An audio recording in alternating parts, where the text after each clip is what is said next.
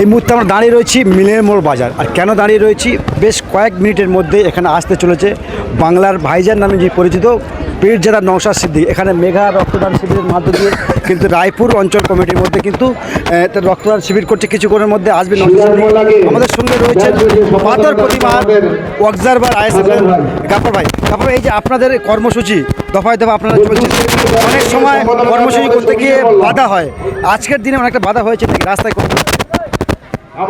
আমাদের প্রোগ্রামটা দক্ষিণ রায়পুরে আমাদের পাশের মাঠে করার ছিল, প্রোগ্রামের আয়োজন ছিল, কিন্তু সেখানে মাঠের নানা রকম বাধা আসার কারণে আমরা এই রোডের উপরে প্রোগ্রাম করছি। যে আমাদের কোনোভাবে আইএসএফকে আটকানো যাবে না, সেটা আমরা প্রমাণ করে দিচ্ছি। তাতে হচ্ছে কি আমরা যেখানে করার প্রয়োজন সেখানে আমরা করবো, এবং আমাদের বাধা কোনো মতে দিতেও পারবে না। আমরা কারো ভয়ে ডয়ে হচ্ছে কি পিছু, তাই আজকে আমাদের প্রোগ্রামে রোডের উপর। আপনারা যে অভিযোগ প্রথম আসে আইএসএফ রক্তদান শিবির করেছে, অভিযোগ প্রথম আসে নওশাদ সিদ্দিকীর দল আইএসএফ শাসক দল, যেটা আপনারা যেটা দাবি করছে শাসক দল আপনাদের কর্মীদেরকে মারছে এবং জেল খাটাচ্ছে, সেই সরকারি ব্লাড ব্যাংকে আপনারা ব্লাড দিচ্ছেন।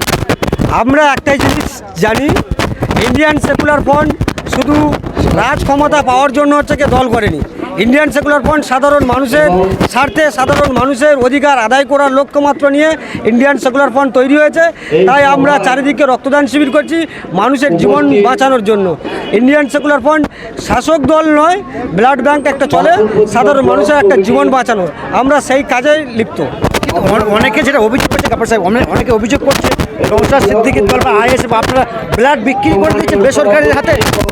যারা এই অভিযোগটা করছে তারা সাধারণ মানুষের পরিষেবা দিতে পারে না, কিন্তু আমাদের কাছে যে যখনই যেভাবে এসেছে আমরা তাদেরকে রক্ত দিয়ে সেভাবে পরিষেবা করতে পেরেছি। একমাত্র মানুষের যখন রক্তের চাহিদা প্রয়োজন হয় তখন হচ্ছে কি আইএসএফকে আমরা সবসময় হাত তুলে বলি যে ইন্ডিয়ান সেকুলার ফ্রন্টকে আপনারা হচ্ছে কি বলবেন, আমরা আপনাদেরকে রক্ত সঞ্চয় করে দেবো। এই যে রোডের মধ্যে আপনারা সভা করেছেন, বলছেন বাধার সম্মুখীন আপনারা হয়েছে, কিন্তু আজকের একই দিনে তিনটি সভা কেন? সময় কি হাতে অল্প? আমাদের কাছে একটা মাত্র বিধায়ক যিনি বাংলার বিরোধী কণ্ঠ, শাসকের চোখে চোখ রেখে লড়াই করতে পারে, একমাত্র তিনি হচ্ছে ইন্ডিয়ান সেকুলার ফ্রন্টের চেয়ারম্যান পীরজাদা নওশাদ সিদ্দিকী মহাশয়। তিনি বাংলার অলিতে গলিতে ছুটে বেড়াচ্ছেন, তাই তাঁর হাতে সময় খুব কম থাকার কারণে আমাদের চারিদিকে একই দিনে সভা করতে বাধ্য।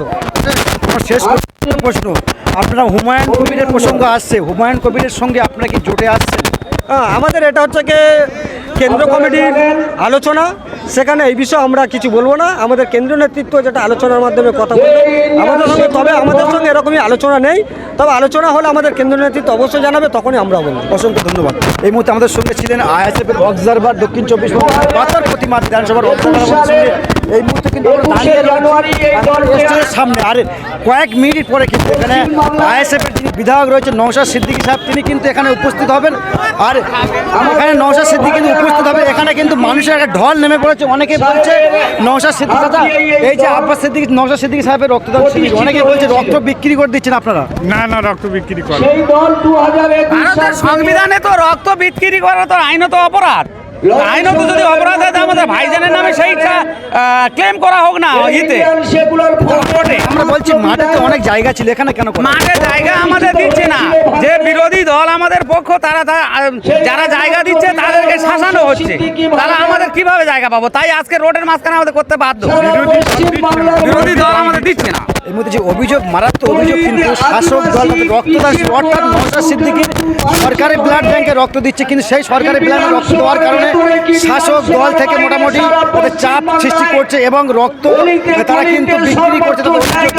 দাঁড়িয়ে রয়েছে কথা বলার চেষ্টা করুন। আর কয়েক মিনিটের মধ্যে কিন্তু এখানে উপস্থিত আইএসএফের বিধায়ক নওশাদ সিদ্দিকী, সেই ছবি আপনাদের দেখাবার চেষ্টা করুন।